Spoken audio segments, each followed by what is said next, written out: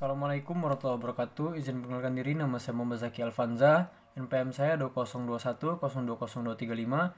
Saya dari Hukum Tata Negara kelas C semester 4. Dan di kesempatan kali ini saya akan menjelaskan tentang sumber hukum Islam. Yang pertama yaitu Al-Quran. Al-Quran berkedudukan sebagai sumber pertama dan utama dalam hukum Islam.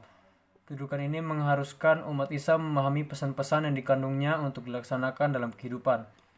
Hal tersebut juga diperlukan sebagai upaya mengatur perilaku manusia, baik yang berhubungan dengan manusia ataupun makhluk yang lainnya secara horizontal. Demikian pula seluruh persoalan yang berkaitan dengan hukum mesti dicari jawabannya terlebih dahulu dari petunjuk yang terkandung dalam Al-Quran. Kemaslahan hidup manusia di dunia dan di akhirat diyakini dapat diperoleh jika manusia melandaskan pada perilaku hidup mereka pada petunjuk Al-Quran.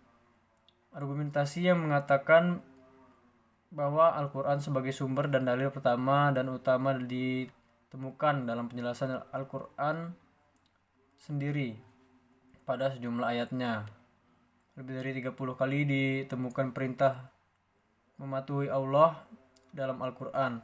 Bahkan meninggalkan aturan yang disebutkan dalam Al-Quran membawa akibat meningkatnya kejahatan yang dilakukan manusia. Selanjutnya, Al-Sunnah. Pada uraian sebelumnya telah dijelaskan bahwa Al-Quran sebagai sumber utama dan yang paling utama dari hukum Islam yang bersifat global dan membutuhkan penjelasan secara operasional. Nabi Muhammad SAW sebagai penyampai ajaran Al-Quran diberikan otoritas oleh Tuhan untuk menjelaskan lebih lanjut apa yang telah diwahyukan kepadanya. Dengan demikian, Al-Sunnah baik dalam bentuk perkataan, perbuatan maupun dalam bentuk takrir berkedudukan sebagai sumber kedua setelah Al-Quran.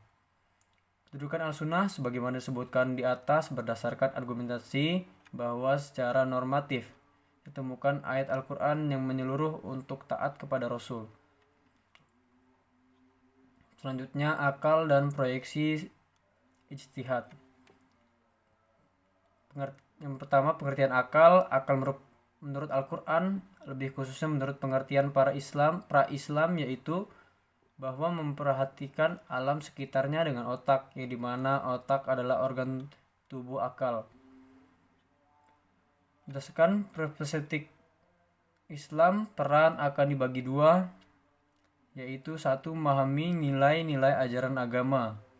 Yang kedua, akal bertugas memilih dan meleksi doktrin agama. Selanjutnya, akal dan proyeksi ijtihad.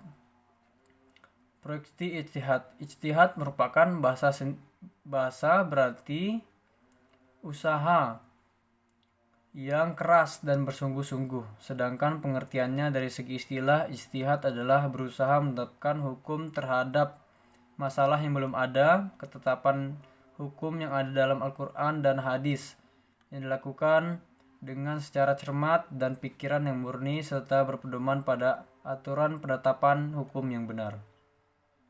Sekian dari saya, wabillahi taufiq wal hidayah. Wassalamualaikum warahmatullahi wabarakatuh.